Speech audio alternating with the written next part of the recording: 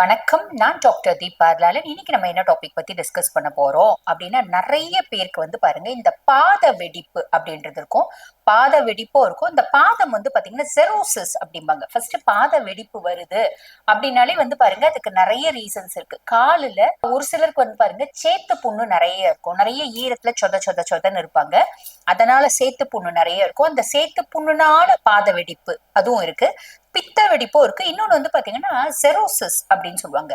இந்த செரோசிஸ்னா என்னன்னா, பாதத்துல போதுமான ஈரப்பதம் இருக்கவே இருக்காதுங்க. வறண்டு போயிருக்கும் பாதம். நிறைய பேருக்கு பாருங்க கை கூட அந்த செரோசிஸ் பாக்குறது உண்டு. அப்ப நம்ம பாதம் பாருங்க ரொம்ப வறண்டு போயிருக்கும். வறண்டு போயிருக்கிறதுனால என்ன ஆகும் அப்படின்னா, ஃபர்ஸ்ட் லைட்டா தோல் உரியாம இருக்கும். அப்புறம் லைட்டா கிராக்ஸ் வரும். அதுக்கப்புறம் அந்த கிராக்ஸ் ரொம்ப பெருசா மாறும். இததான் பாத்தீங்கன்னா பாத வெடிப்பு. உங்களுக்கு என்ன காரணத்தினால பாத வெடிப்பு அப்படின்றத யோசிக்கிறத விட, இப்ப பாத வெடிப்பு இருக்கு, இப்ப சேத்து புண்ணு இருக்குன்னா அதுக்குன்னு ஆன்டிசெப்டிக் மெடிசன்ஸ் நம்ம போடணும். இது ஹோமியோபதியில பாத்தீங்கன்னா கேலண்டுலா ஆயின்மெண்ட் அப்படின்றது இருக்குங்க. நீங்க நல்லா வாஷ் பண்ணிட்டு கேலண்டுலா ஆயின்மெண்ட் அப்ளை பண்ணும்போது இந்த சேத்து புண்ணெல்லாம் நல்லா ஹீல் ஆகுறது தெரியும். அதுக்கப்புறம் இப்ப எங்களுக்கு சேத்து புண்ணெல்லாம் இல்லைங்க, பாதம் பாருங்க நல்ல பாலம் பாலமா வெடிச்சிட்டு இருக்கு.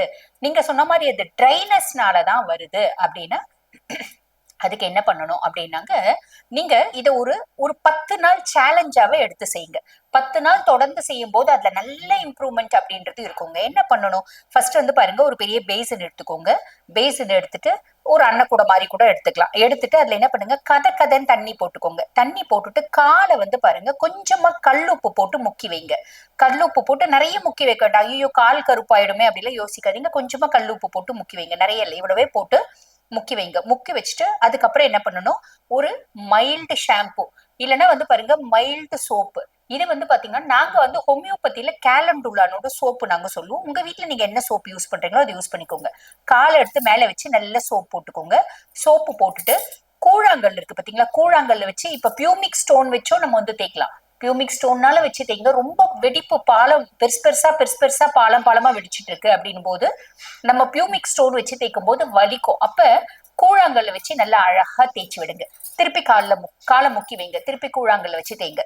இந்த மாதிரி ஒரு 5 நிமிஷம் லைட்டா முக்கி வச்சு நல்லா தேய்ச்சிட்டு ஒரு காட்டன் துணியில ஒத்தி எடுத்துருங்க. ஒத்தி எடுத்துட்டு என்ன பண்ணணும், நம்ம இந்த மருதாணி ஒண்ணு அரைச்சிக்கலாங்க. இல்லைன்னா பாத்தீங்கன்னா பொடி வாங்கிக்கலாம். ஓகேங்களா. அந்த மருதாணி பொடி ஒரு 2 டீஸ்பூன் எடுத்துக்கோங்க. 2 டீஸ்பூன் எடுத்துட்டு அதுல பாத்தீங்கன்னா கொஞ்சமா தேங்காய் எண்ணெய், தேங்காய் எண்ணெய் ஒரு தேவையான அளவுக்கு தேங்காய் எண்ணெய் அப்ளை பண்ணிட்டு தேங்காய் எண்ணெய் போட்டு நல்லா குழைச்சிடுங்க. குழைச்சிட்டு பாதம் ஃபுல்லும் நல்லா பாத்தீங்கன்னா அப்ளை பண்ணி விட்டுருங்க. அப்ளை பண்ணி விட்டுட்டு காலுக்கு அப்படியே படுத்துருங்க. நடுராத்திரி பாத்ரூம் எந்திரிக்கணும் அப்படின்னா ஒன்னும் ப்ராப்ளம் இல்ல. காலை பார்த்து வச்சு நடங்க. சரிங்களா. காலை எந்திரிச்சு பாத்ரூம் போலாம். மறுநாள் காலையில அதை கிளீனா வாஷ் பண்ணிடலாம். காலையில பாத்தீங்கன்னா திருப்பி அந்த இடத்த கிளீனா சுத்தமா வாஷ் பண்ணிட்டு கேலண்டர்ல ஆயின்மெண்ட் அப்ளை பண்ணிட்டு ஒரு 10 நிமிஷம் ஊறிட்டு 10 நிமிஷம் விட்டுடணும். விட்டுட்ட பின்னாடி ஒரு சாக்ஸ் போட்டுக்கோங்க.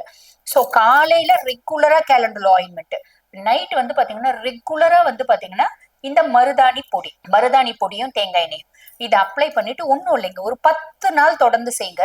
அந்த கால் பாதம் பெருசு பெருசா வெடிச்சிட்டு இருக்கிறது நல்லா மூடி வருங்க.